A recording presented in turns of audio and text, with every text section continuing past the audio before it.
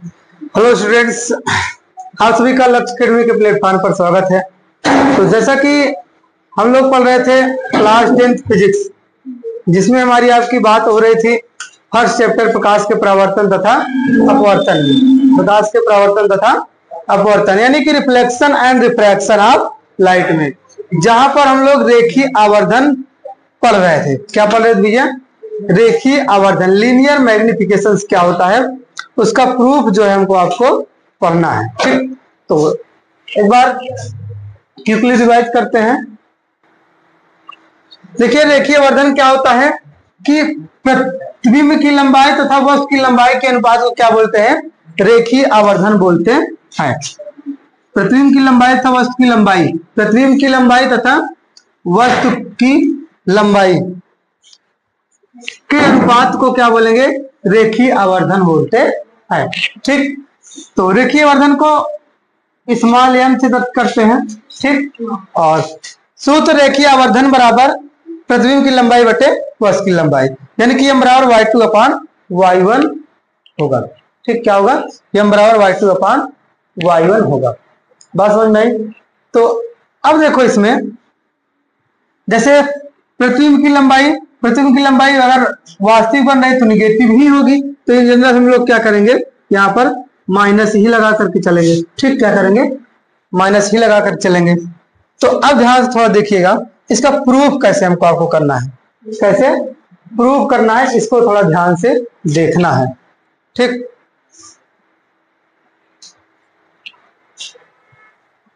तो इसमें थोड़ा देखिएगा प्रूफ कैसे करेंगे। चित्र जो बनाया था, एक बार चित्र को फिर से खींच लेते हैं।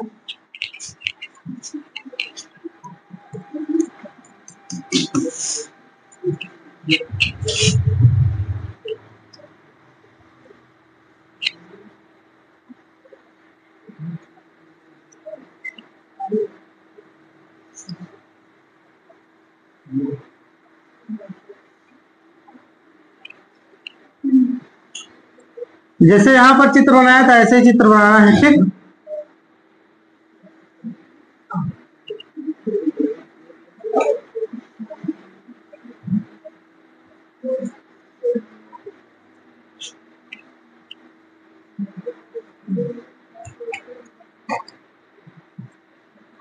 ये वक्रता केंद्र हो गया, ये मुक्तोका एफ हो गया, यहाँ पर एक क्या बन गया? प्रतिबिंब बन गया। तो एक हमने ऐसी एक लाइन खींची थी।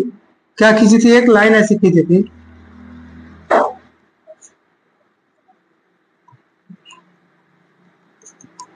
ठीक, तो यहां पर क्या हुआ था, अगर आप ध्यान थोड़ा समझें, ये क्या है? ए है, ये बी है, ये ए डैश है, ये क्या है? बी डैश, यहां पर पी है। ठीक, तो अगर आप थोड़ा दिमाग लगाएं तो यहां पर पहली बात थोड़ा सा डिनोट कर लेते हैं सब चीजें। तो ये क्या है? यहां से यहां तक क्या है? माइनस यू है। ठीक, यहां ओ कर देते हैं पॉइंट्स, और यहां से यहां तक क्या है?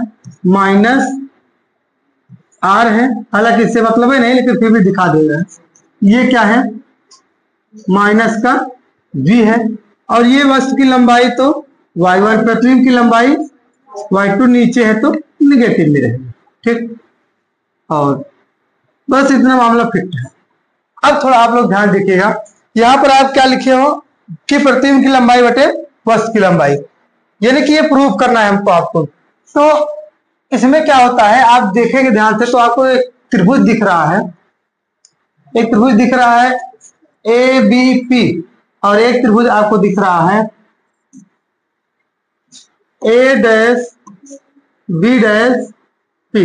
क्या दिख रहा है? क्या चित्र में थोड़ा ध्यान देखिए, ए बी पी बड़ा वाला त्रिभुज ये।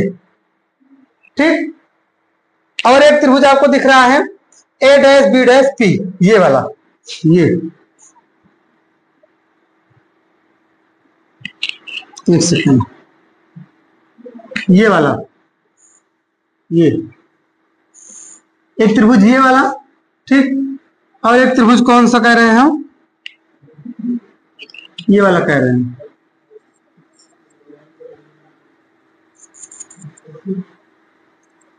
एक त्रिभुज ये वाला कह रहे हैं।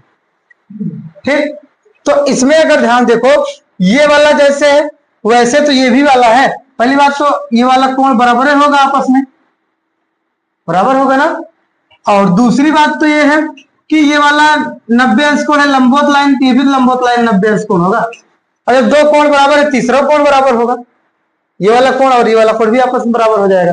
जब तीनों कोण बराबर है, त्रिभुज कैसा होगा? समरूप होगा। कैसा होगा? समरूप होगा, एक ही रूप का जैसा होगा। जब समरूप होगा तो क्या होती है? इनकी संलग्न भुजाओं का अनुपात क्या होता है? बराबर होता है। क्या होता है? बराबर। तो यहां लिखेंगे कि त्रिभुज APB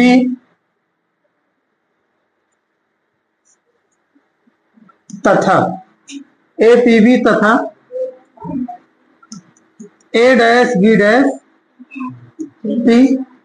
समरूप है। क्या है? समरूप है। क्यों? क्योंकि इनके क्या है? सभी कोण आपस में बराबर हैं। कि दिखा दें, ऐसा लिख देते हैं ना। कौन सा? अगर हम बात करें, ध्यान देखो, कोण APB, कोण यहां लिखना क्योंकि कोण APB बराबर इस वाले त्रिभुज का कोण A'(P', A'(PB', A'(PB') आपस में बराबर है। ध्यान देखो, आपस में क्या ये बराबर है। ठीक, ये कोण क्या है? बराबर है। कौन सा भैया? कोण APB और कोण दूसरे वाले का A'(PB', A'(PB', दो कोण बराबर हुए। और एक कोण ये ABP, कोण ABP बराबर है किसके? कोण A'(B'P, कोण A'(B'P। ठीक, जिस कोण की बात करते हैं उसको बीच में रखते हैं, पता है ना इतना। तो इसीलिए क्या कर रहे हैं, यहाँ B' को बीच में रखे और यहाँ पर B को बीच में रखे। ये क्यों है? क्योंकि ये क्या है भैया? समकोण है। ठीक, और यहाँ क्या है?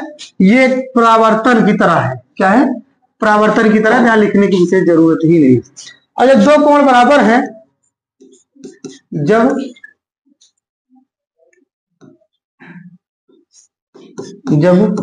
दो कोण बराबर हैं, तो तीसरा कोण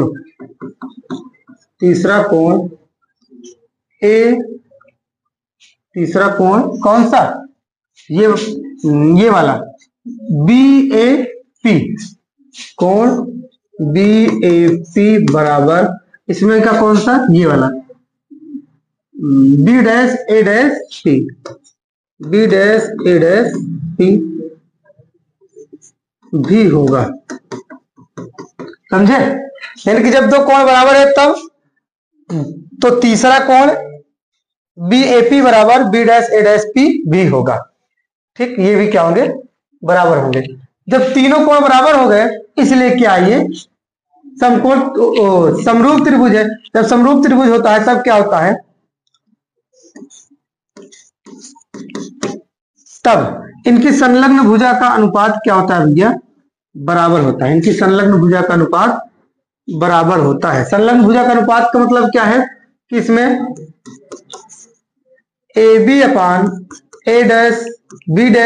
बराबर, ये संलग्न भुजा, ये लंब वाली है और ये लंब वाली है। ठीक, तो AB/A'(B'। फिर उसके बाद BP या PB लिखेंगे। क्या? PB/PB'। ठीक, क्या? PB'। क्लियर? किसी कोई दिक्कत नहीं? क्यों? क्योंकि आप लिख सकते हो, ये क्या है? ये लंब बटे उसमें का लंब बराबर इसमें का आधार बटे आधार। ठीक, बराबर होगा। ठीक, किसी कोई दिक्कत नहीं, बराबर कर्ल बटे कर्ल भी लिख सकते हैं, कोई दिक्कत नहीं होगी। तो अब जब इतना हो गया भैया, तो ए बी क्या है, y1, ए डैश बी डैश क्या है, माइनस का y2 बराबर पी बी क्या है, p से b तक u माइनस का u अपान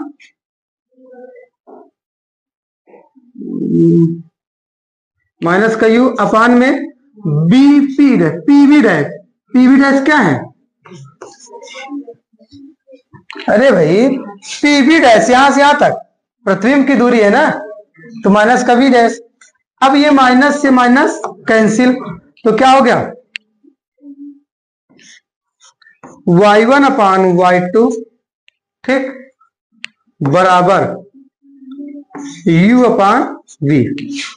और इसको जब पलट देते हैं तो ये क्या हो जाता है y2 अपान y1 बराबर v अपान, लेकिन यहां माइनस है ठीक, v अपान u। इसको पलट देते हैं, नीचे वाला ऊपर ऊपर वाला नीचे, तो ये क्या है माइनस है। यही क्या होता है इसका प्रूफ होता है, और ये देखिए आवर्धन के बराबर होता है। तो m बराबर y2 अपान y1 बराबर, चाहे माइनस इसमें लगाएं चाहे माइनस इसमें लगाएं, कोई दिक्कत नहीं ठीक, किसी कोई दिक्कत नहीं होना चाहिए। ये क्या हो गया प्रूफ।